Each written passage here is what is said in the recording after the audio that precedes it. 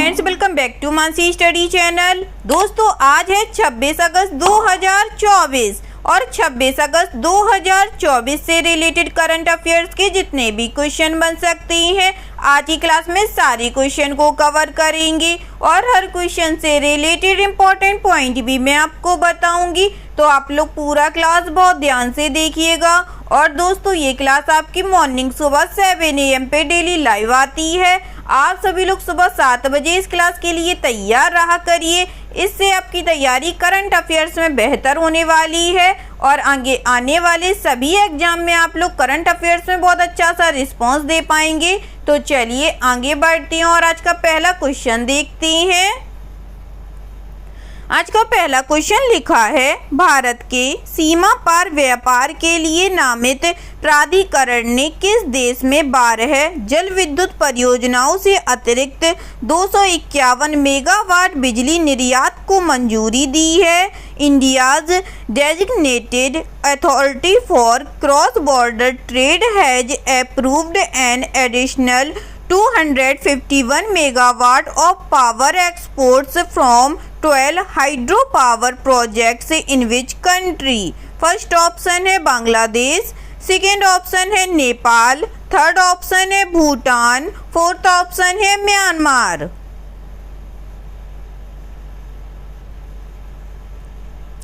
जल्दी से बताइएगा दोस्तों, भारत के सीमा पार व्यापार के लिए नामित प्राधिकरण ने किस देश में 12 जल विद्युत परियोजनाओं से अतिरिक्त 251 मेगावाट बिजली निर्यात को मंजूरी दी है? इस क्वेश्चन का जो राइट आंसर हो जाएगा फ्रेंड्स, वह है हमारा ऑप्शन नंबर बी, नेपाल। चलिए इससे रिलेटेड इंपॉर्टेंट पॉइंट पढ़ते हैं। भारत के सीमा पार व्यापार हेतु निर्दिष्ट प्राधिकरण ने नेपाल में 12 जल विद्युत परियोजनाओं से 251 मेगावाट अतिरिक्त बिजली निर्यात को मंजूरी दे दी है। पहली बार नेपाल मध्यम अवधि के बिजली बिक्री समझौते के माध्यम से बिहार को बिजली निर्यात करेगा। इससे 16 परियोजनाओं से कुल स्वीकृत मात्रा 690 मेगावाट से बढ़कर 28 परियोजनाओं से 941 मेगावाट हो जाएगी। इस 251 मेगावाट की मंजूरी से पहले ही नेपाल बिजली का शुद्ध निर्यातक और पिछले वित्तीय वर्ष में 16.93 अरब नेपाली रुपए मूल्य की बिजली बेचकर शुद्ध राजस्व अर्जित करने वाला देश बन चुका था। ठीक है दोस्तों, चलिए आगे बढ़ते हैं और नेक्स्ट क्वेश्चन देखते हैं। नेक्स्ट क्वेश्चन लिखा है फ्रेंड्स, किस फाउंडेशन ने जलवायु प्रभावित समुदायों को बेहतर मौसम संबंधी जानकारी और सहायता प्रदान करने के लिए भारत मौसम विज्ञान विभाग के साथ एक समझौता ज्ञापन पर हस्ताक्षर किए हैं? Which foundation has signed an MOU with the India Meteorological Department to provide improved weather information and support to climate affected communities? First option है स्माइल फाउंडेशन, सेकेंड ऑप्शन है रिलायंस फाउंडेशन, थर्ड ऑप्शन है पानी foundation, fourth option है foundation for ecological security. बताइएगा दोस्तों, इस question का right answer क्या हो जाएगा? इस क्वेश्चन का जो राइट आंसर हो जाएगा फ्रेंड्स, वह है हमारा option number B, Reliance Foundation. चलिए इससे रिलेटेड इंपॉर्टेंट पॉइंट पढ़ते हैं। रिलायंस फाउंडेशन ने जलवायु प्रभावित समुदायों को बेहतर मौसम संबंधी जानकारी और सहायता प्रदान करने के लिए भारत मौसम विज्ञान विभाग के साथ एक समझौता ज्ञापन पर हस्ताक्षर किए हैं। इस साझेदारी का मुख्य उद्देश्य समुदायों को जलवायु परिवर्तन और मौसम संबंधी चुनौतियों का सामना करने के लिए तैयार करना है। इसके अंतर्गत मौसम पूर्वानुमान एवं पूर्व चेतावनी सेवाओं को सुदृढ़ करने के लिए अनुसंधान किया जाएगा तथा विभिन्न विशेषज्ञों के साथ विचार विमर्श किया जाएगा। ठीक है दोस्तों, चलिए आगे बढ़ते हैं और नेक्स्ट क्वेश्चन देखते हैं। नेक्स्ट क्वेश्चन लिखा है friends, national association of software and service companies का अध्यक्ष किसे नियुक्त किया गया है? who has been appointed as the president of National Association of Software and Service Companies? First option है गौरव बनर्जी, सेकेंड ऑप्शन है जेठा अहीर, थर्ड ऑप्शन है राजकुमार चौधरी, फोर्थ ऑप्शन है राजेश नाम्बियार।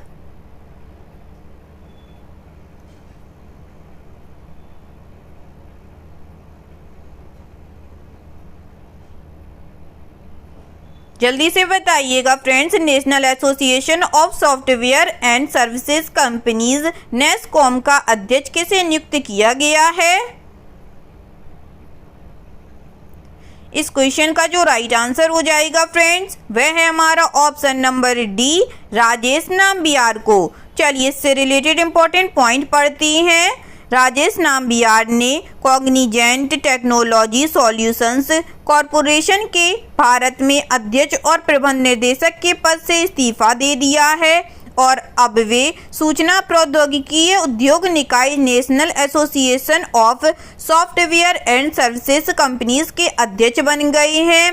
कॉग्निजेंट ने राजेश वारियर को अपना उत्तराधिकारी नियुक्त किया है। वे 2 सितंबर से वैश्विक परिचालन प्रमुख का पदभार संभालेंगे और 1 अक्टूबर से नैस्डैक सूचीबद्ध कंपनी के अध्यक्ष और प्रबंध निर्देशक का पदभार संभालेंगे। ठीक है दोस्तों, चलिए आगे बढ़ते हैं और नेक्स्ट क्वेश्चन देखते हैं। नेक्स्ट क्वेश्चन लिखा है फ्रेंड्स, भारतीय रिजर्व बैंक द्वारा जारी नवीनतम आंकड़ों से पता चला है कि चालू वित्त वर्ष की अप्रैल-जून अवधि के दौरान शुद्ध विदेशी प्रत्यक्ष निवेश FDI कितना था, जबकि एक वर्ष पहले इसी अवधि में यह $4.7 बिलियन था। The latest data released by the Reserve Bank of India showed net foreign direct investment during the April-June period of the current financial year was compared to $4.7 billion in the year ago period. First option है $6.2 billion, second option है $6.5 billion, third option है $6.7 billion या fourth option है $6.9 billion.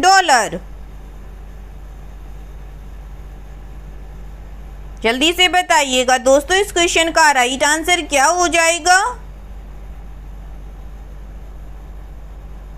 इस question का जो right answer हो जाएगा फ्रेंड्स वह है हमारा ऑप्शन नंबर डी, $6.9 बिलियन। चलिए इससे रिलेटेड इंपॉर्टेंट पॉइंट पढ़ते हैं। भारतीय रिजर्व बैंक द्वारा जारी नवीनतम आंकड़ों के अनुसार चालू वित्त वर्ष की अप्रैल-जून अवधि के दौरान शुद्ध विदेशी प्रत्यक्ष निवेश $6.9 अरब रहा, जबकि एक वर्ष पूर्व इसी अवधि में यह $4.7 अरब था।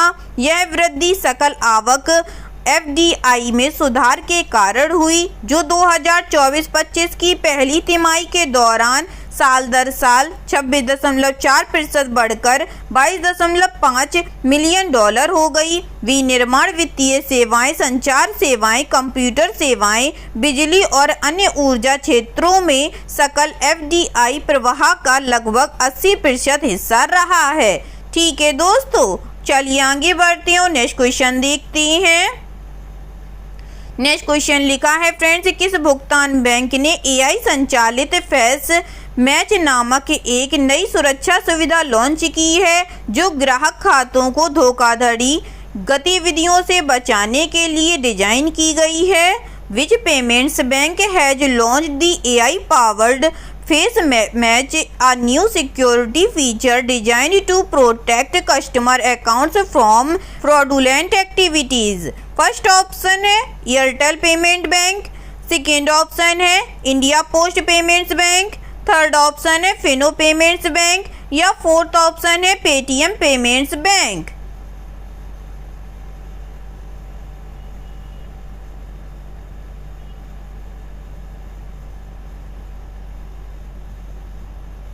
जल्दी से बताइएगा दोस्तों, किस भुगतान बैंक ने AI संचालित फेस मैच नामक एक नई सुरक्षा सुविधा लॉन्च की है, जो ग्राहक खातों को धोखाधड़ी गतिविधियों से बचाने के लिए डिजाइन की गई है। इस क्वेश्चन का जो राइट आंसर हो जाएगा फ्रेंड्स, वह है हमारा option number A, Airtel payment bank. चलिए इससे रिलेटेड इंपॉर्टेंट पॉइंट पढ़ते हैं।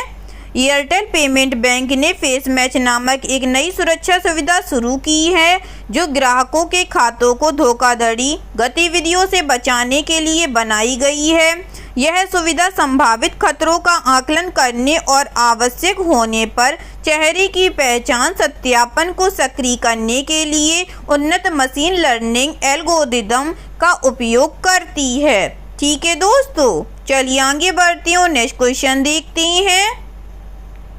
नेक्स्ट क्वेश्चन लिखा है फ्रेंड्स, अगस्त 2024 में निम्नलिखित में से किस कंपनी को Invesco asset management India private limited और इन्वेस्को ट्रस्टी प्राइवेट लिमिटेड में 60% बहुमत हिस्सेदारी हासिल करने के लिए भारतीय प्रतिस्पर्धा आयोग CCI से मंजूरी मिली है? In August 2024, which of the following companies received approval from the Competition Commission of India CCI to acquire a 60% majority stake in Invesco Asset Management India Private Limited and Invesco Trustee Private Limited? First option है Reliance industries, second option है Adani group, third option है HDFC limited या fourth option है Indus international holdings limited.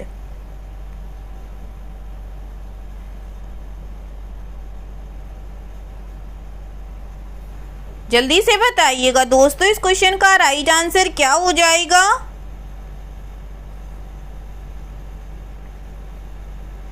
इस question का जो right answer हो जाएगा फ्रेंड्स, वह है हमारा option number D, Indus international holdings limited. चलिए इससे रिलेटेड इंपॉर्टेंट पॉइंटों को पढ़ते हैं। भारतीय प्रतिस्पर्धा आयोग ने इंडस इंटरनेशनल होल्डिंग्स लिमिटेड द्वारा Invesco asset management private limited और इन्वेस्को ट्रस्टी प्राइवेट लिमिटेड में से प्रत्येक में शेयरधारिता के अधिग्रहण को मंजूरी दे दी है।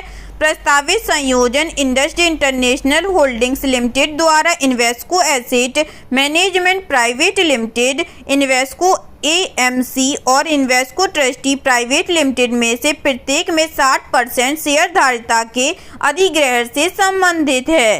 ठीक है दोस्तों, चलिए आगे बढ़ते हैं, नेक्स्ट क्वेश्चन देखते हैं। नेक्स्ट क्वेश्चन लिखा है फ्रेंड्स, GRM बासमती चावल का ब्रांड एम्बेसडर किसे नियुक्त किया गया है? Who has been appointed as the brand ambassador for GRM basmati rice? First option है शाहरुख खान, सेकेंड ऑप्शन है सलमान खान, थर्ड ऑप्शन है अमिताभ बच्चन या फोर्थ ऑप्शन है MS धोनी।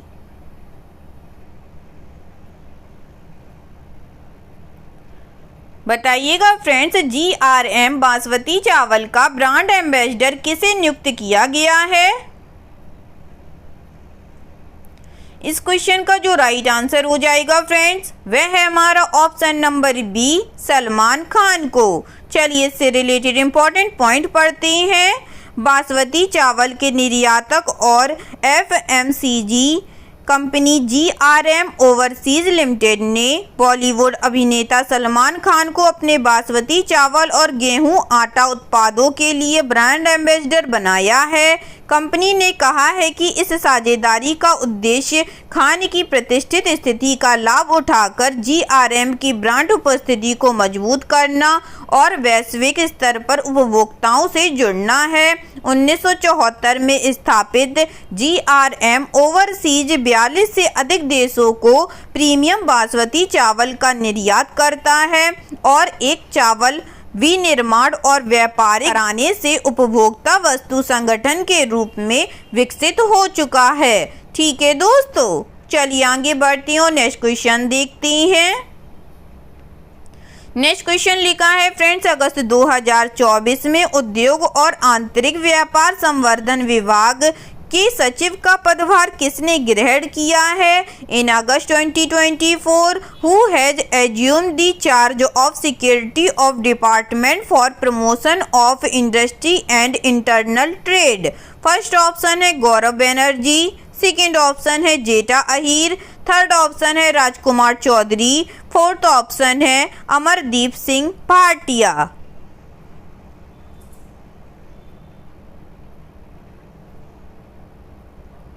जल्दी से बताइएगा दोस्तों, अगस्त 2024 में उद्योग और आंतरिक व्यापार संवर्धन विभाग के सचिव का पदभार किसने ग्रहण किया है? इस क्वेश्चन का जो राइट आंसर हो जाएगा फ्रेंड्स, वह है हमारा option number D, Amardeep Singh Bhatia ने। चलिए इससे रिलेटेड इंपॉर्टेंट पॉइंट पढ़ते हैं। IAS अमरदीप सिंह भाटिया ने उद्योग एवं व्यापार संवर्धन विभाग के सचिव का पदभार ग्रहण कर लिया है। भाटिया नागालैंड कैडर के 1993 बैच के भारतीय प्रशासनिक सेवा अधिकारी हैं। केंद्र सरकार में उन्होंने कॉरपोरेट मामले और स्वास्थ्य एवं परिवार कल्याण मंत्रालयों में कई महत्वपूर्ण पदों पर कार्य किया है। वाणिज्य एवं उद्योग मंत्रालय में विशेष कार्य अधिकारी के रूप में नियुक्ति के फलस्वरूप राजेश कुमार सिंह IAS का स्थान लिया गया है।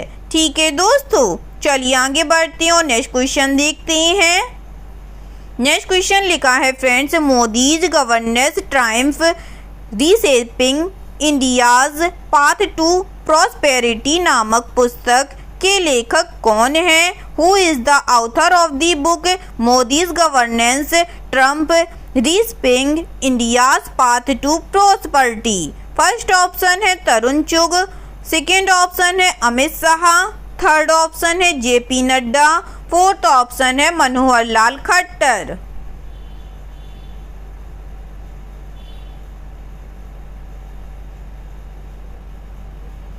जल्दी से बताइएगा दोस्तों, इस क्वेश्चन का राइट आंसर क्या हो जाएगा? इस क्वेश्चन का जो राइट आंसर हो जाएगा फ्रेंड्स, वह है हमारा ऑप्शन नंबर ए, तरुण चुग। चलिए इससे रिलेटेड इंपॉर्टेंट पॉइंटों को पढ़ते हैं। केंद्रीय गृह मंत्री अमित शाह ने भाजपा नेता तरुण चुग द्वारा लिखित एक पुस्तक का विमोचन किया है, जिसमें चुनावी राज्य जम्मू कश्मीर सहित कई क्षेत्रों में मोदी सरकार द्वारा लाए गए परिवर्तनकारी बदलावों का वर्णन किया गया है। पुस्तक Modi's governance triumph reshaping India's path to prosperity प्रधानमंत्री के दर्शकों लंबे सार्वजनिक जीवन से प्रेरित है, जो हमेशा देश के लिए समर्पित रहा। ठीक है दोस्तों, चलिए आगे बढ़ते हैं और आज का लास्ट क्वेश्चन देखते हैं। आज का लास्ट क्वेश्चन लिखा है फ्रेंड्स, अगस्त 2024 में किस हवाई अड्डे ने इंडिया ट्रैवल अवार्ड्स में सर्वश्रेष्ठ हवाई अड्डे का खिताब जीता है? In August 2024 which airport has won the title of best airport at the India travel awards?